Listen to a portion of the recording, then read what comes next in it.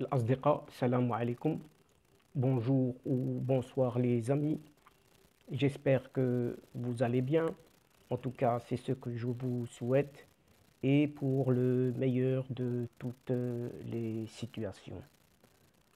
Bienvenue sur votre chaîne Bled Magharibia qui attend comme toujours vos encouragements en la partageant autour de vous et auprès de toutes vos connaissances. Mais surtout, en vous y abonnant, très nombreux pour y être informés le plus rapidement possible avec les dernières nouvelles et en toute primeur.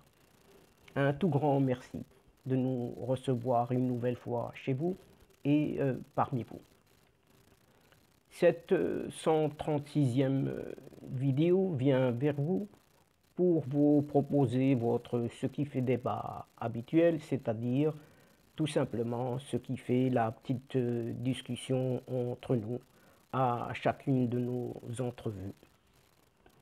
Le CQFD de votre Bled Magharibia se consacre aujourd'hui à ce grand Maghreb, oui, à ce grand Maghreb qui vit toujours dans une constante embrouille sans jamais se trouver vraiment dans une véritable débrouille qui sortirait cette région de son marasme dans lequel il patauge depuis un certain temps et surtout actuellement. En effet, c'est à l'image de cette pauvre Mauritanie autour de laquelle rôderait, paraît-il, le Polisario et son parrain algérien afin d'encourager à une certaine scission, dit-on, du nord du pays. En effet, il paraîtrait que cette Algérie et son Polisario menaceraient l'unité territoriale de la Mauritanie, puisque l'ancien président du Parlement mauritanien en personne en est convaincu. Et ce Polisario réagit enfin au discours royal à l'occasion de la révolution du roi et du peuple, tandis que du côté de Dakhla, un rapport de la société espagnole Territorio et Ciudad hérite ses pseudo-dirigeants de ce même Polisario. Alors qu'en ce qui concerne le dossier libyen, après la visite de l'émissaire des États-Unis d'Amérique arabe, Alger exhume à son tour la solution dite des pays voisins. D'autant plus que cette Algérie n'écarte pas une rupture pure et simple, totale, de ses relations avec le Maroc. Et elle n'est pas convaincue par la détermination du royaume marocain à renouveler le contrat du gazoduc Maghreb-Europe, puisque c'est, paraît-il, selon eux, du pur mensonge, entre guillemets, ont estimé des experts dans une déclaration à cette APS, Algérie Presse Service, cette agence justement au service du pouvoir algérien. Et petite malheureuse cerise sur ce trophée algérien, si l'on peut l'exprimer ainsi, même les footballeurs, oui, même les footballeurs s'y mettent aussi. C'est-à-dire, ils s'y mettent à ce qu'on appelle al-harga, puisque un joueur abandonne le foot et quitte son pays clandestinement.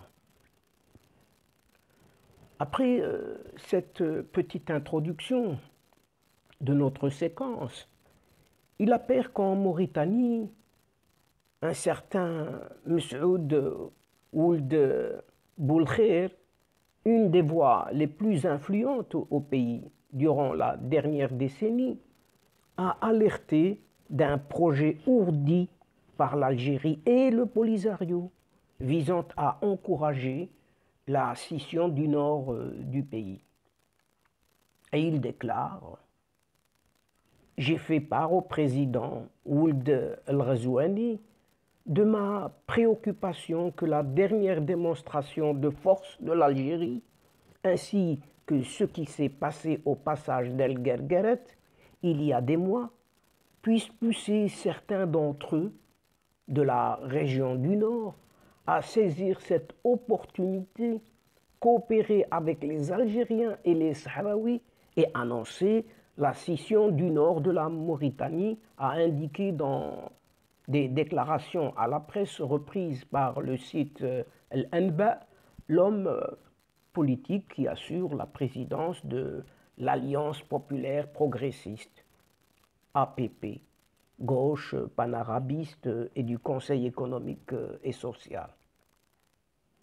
Des groupes de jeunes originaires du nord de la Mauritanie réclament en effet de bénéficier des ressources minières de la région, notamment l'or et le fer.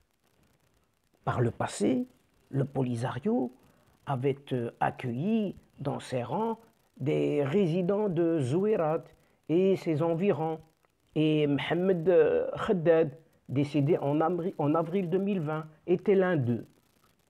Son père était le secrétaire général fédéral du Parti du Peuple à la wilaya de Zouérat, parti fondé par le premier président du pays, Mokhtar Ould Dadda, qui a présidé le pays de 1960 à 1978.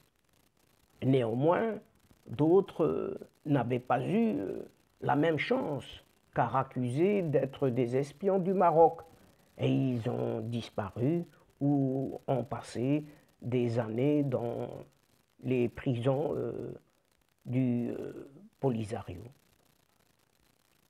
M.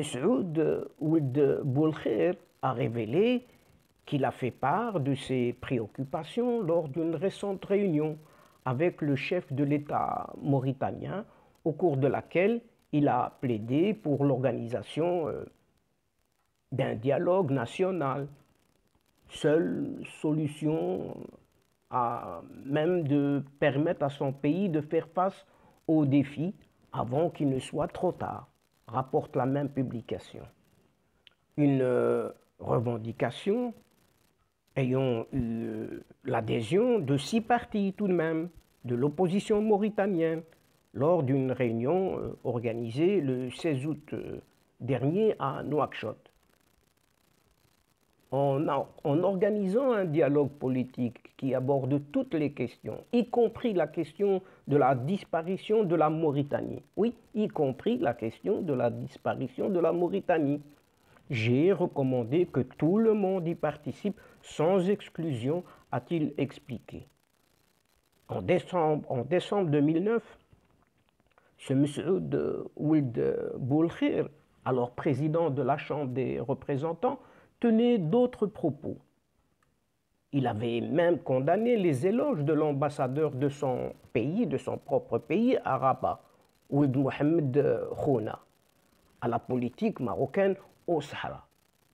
Il avait mis en garde l'ancien président Mohamed Ould Abdelaziz contre les conséquences de l'abandon de la neutralité de son pays sur la question du Sahara marocain, estimant que l'alignement sur la position du royaume porterait atteinte à l'existence même de l'État mauritanien et signifierait l'entrée en confrontation avec le Polisario, soit une éventualité à laquelle la Mauritanie n'était pas préparée. Avant de signer tout de même les accords d'Alger d'août 1979, l'armée mauritanienne était en guerre contre le Polisario. Et ce même Polisario réagit enfin, au discours royal à l'occasion de la révolution du roi et du peuple.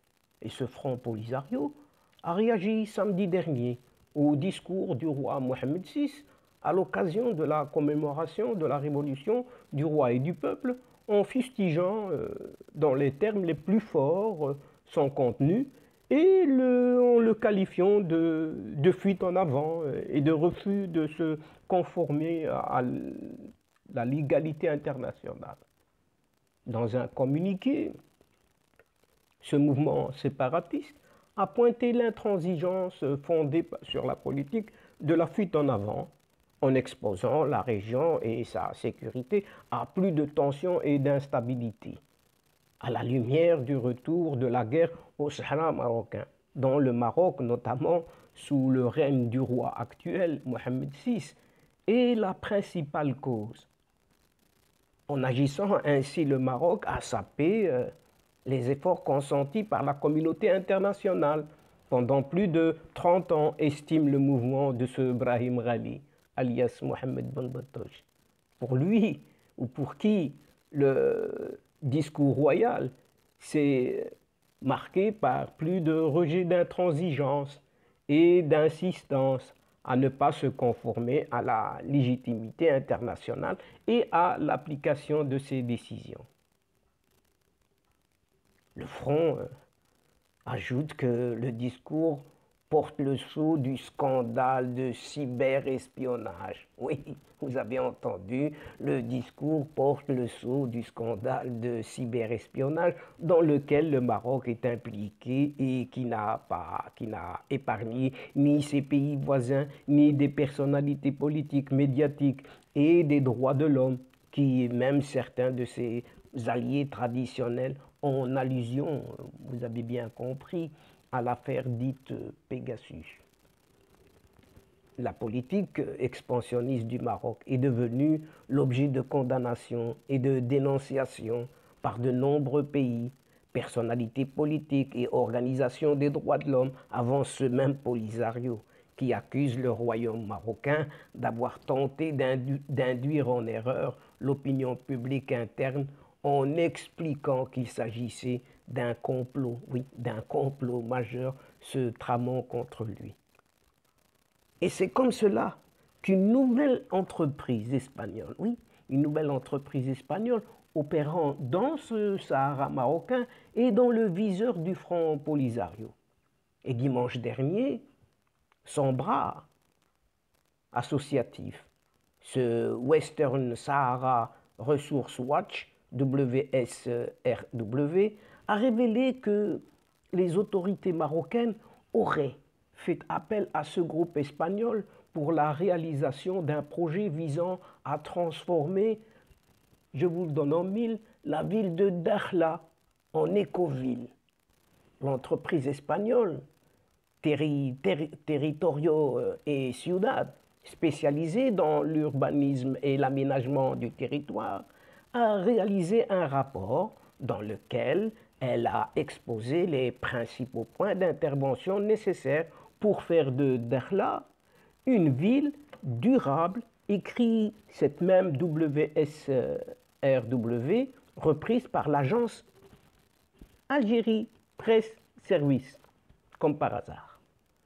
Et pour cette ONG, cette organisation non gouvernementale, proche du Polisario, oui, cette organisation est l'une des amies de ce Polisario qui fait l'étude concernant une écoville à Dakhla, au Maroc, situe erronément la ville sahraoui au Maroc. Ah, il y a Dakhla, située au Maroc, qui détient les 3/4, oui, qui détient les 3/4 du Sahara sous occupation, écoutez bien, militaire depuis 1975. Sur la base d'un court communiqué de l'entreprise Western Sahara Resource Watch, déduit que le rapport doit avoir été présenté en mai 2020. L'entreprise aurait été mandatée par le gouvernement marocain, poursuit l'association qui dénonce le fait que l'entreprise espagnole n'a pas daigné répondre aux questions de l'Observatoire, rappelant que Territorio et Ciudad possèdent un bureau à Tanger et auraient déjà travaillé avec le gouvernement marocain sur des projets similaires dans les villes de Ben Slimane et de Marrakech. Cette ONG du Polisario note aussi que son rapport contient une liste de recommandations et propositions visant à créer des quartiers multifonctionnels de nouvelles zones d'activité qui renforcent la compétitivité de la ville et la mobilité durable, dont une référence à une centrale solaire dans la ville de Dakhla. Alors que du côté de la diplomatie maghrébine en général, le lundi 16 août dernier, le ministre marocain des Affaires étrangères, Nasser Bourita, recevait à Rabat l'ambassadeur et émissaire spécial des États-Unis pour la Libye, Richard Norland. Des entretiens précédés par 2 escales importantes effectuées par le diplomate américain en Égypte et en Turquie. L'Algérie ne figurait pas sur l'agenda de tournée de ce Richard Norland a vite réagi à cette marginalisation tout en se préparant en effet à accueillir une réunion consacrée à l'examen de la situation en Libye, indique la chaîne Al-Shorouk News. Et ce Ramtan Lamamra, ce pseudo-ministre des Affaires étrangères algérien, a adressé des invitations à ses homologues de la Tunisie, du Soudan, de l'Égypte, du Tchad, du Niger et de la Libye pour une rencontre les 30 et 31 août prochains à Alger.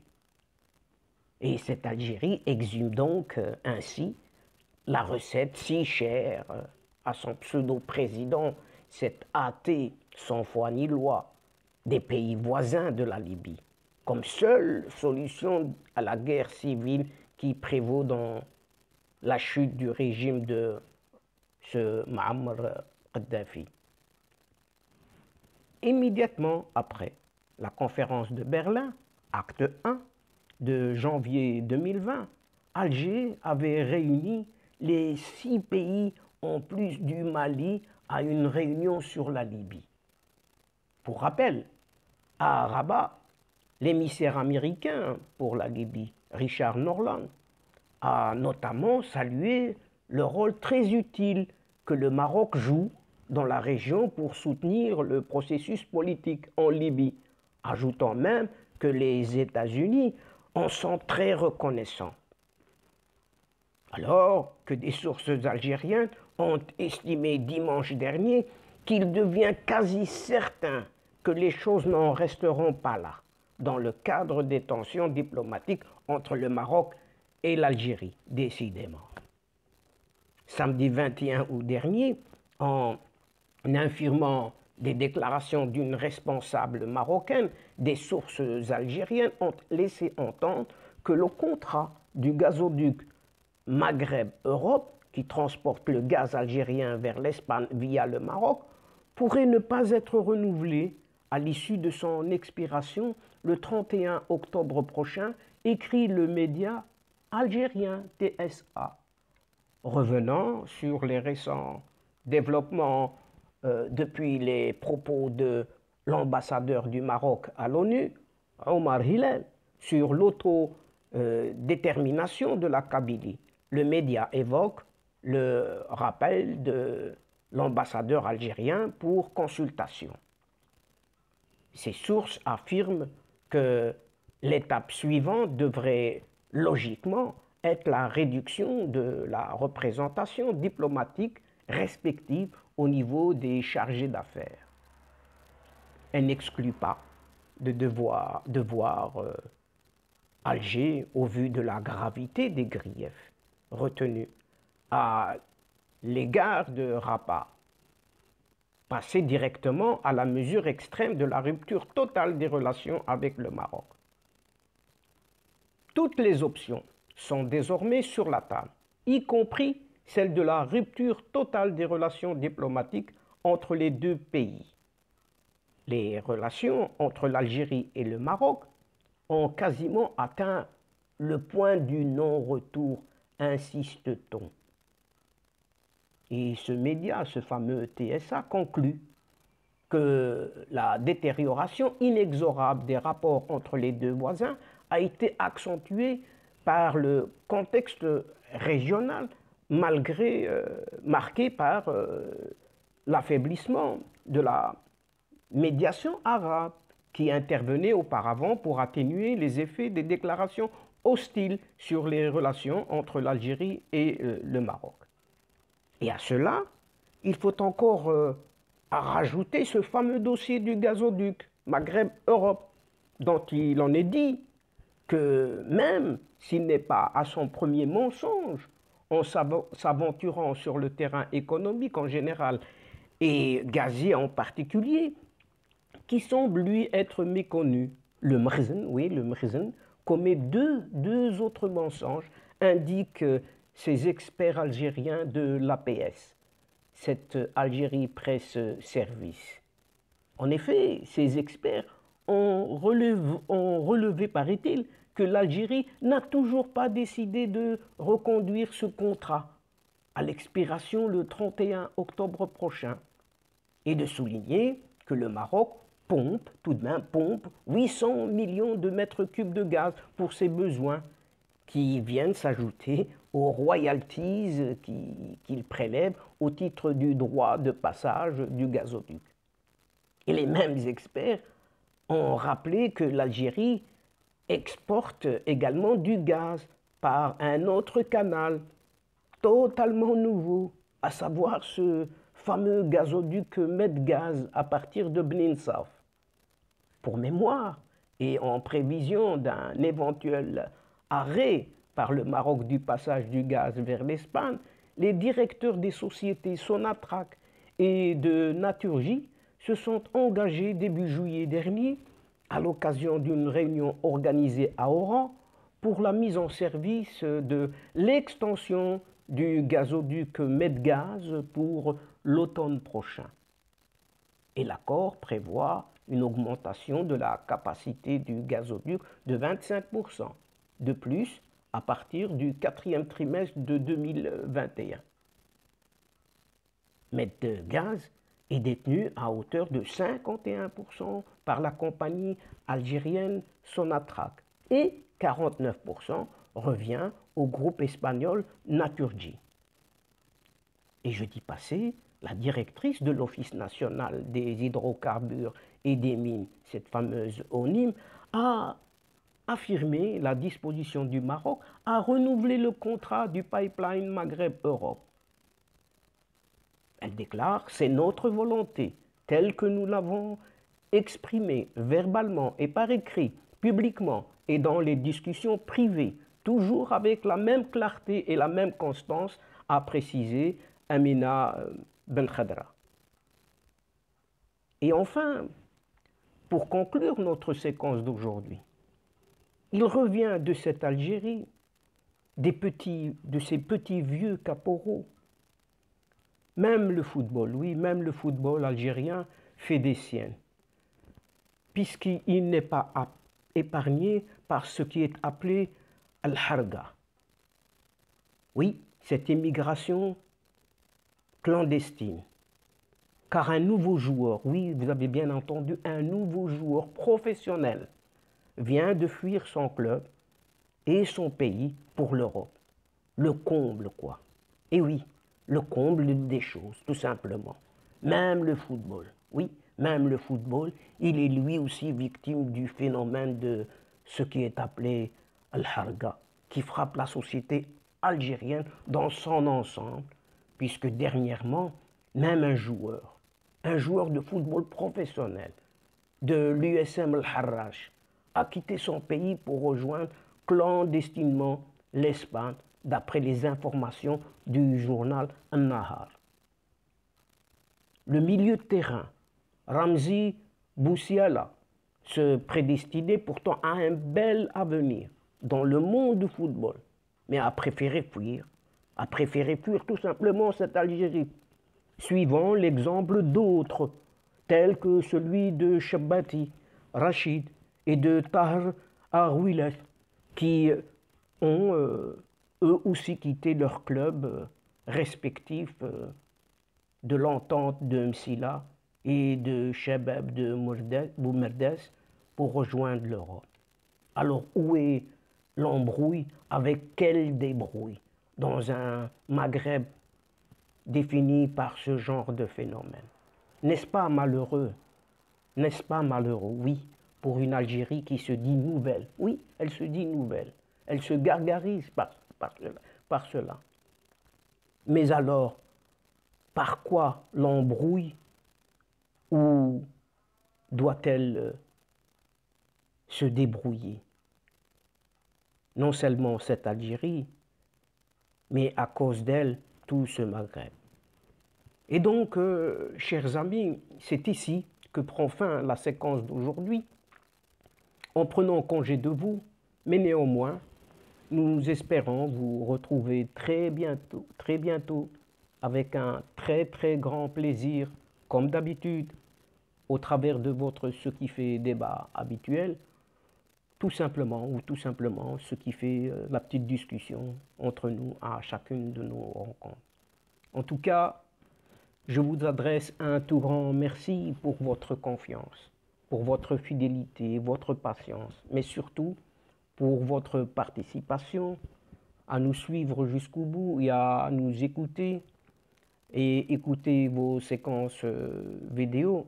Mais néanmoins, ne nous oubliez pas, en nous aidant mutuellement, réciproquement, surtout en aidant votre chaîne Bled Magharibiya, en vous y abonnant, très nombreux, afin d'être informés rapidement et surtout en partageant au grand maximum autour de vous les séquences vidéo de votre chaîne. Pour ma part, je vous dis au revoir les amis. L'asdiqa, salam alaikum wa rahmatullahi ta'ala wa barakatuh. À la prochaine fois et à bientôt. إلى اللقاء في حصة أخرى إن شاء الله. مع السلامة.